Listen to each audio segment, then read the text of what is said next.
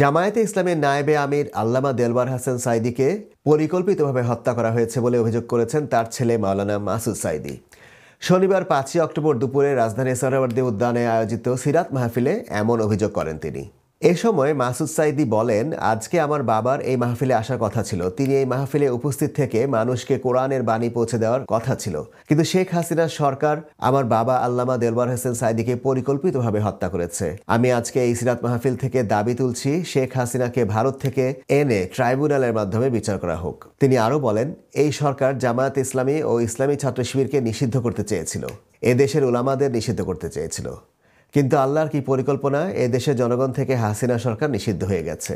তিনি আবেগ আপ্লুত হয়ে বলেন, আজকে ১৫ বছর উচ্চস্বরে একটি স্লোগান দিতে চেয়েছিলাম, কিন্তু পারিনি, তাই আজ সবাইকে নিয়ে সেই স্লোগান দিচ্ছি।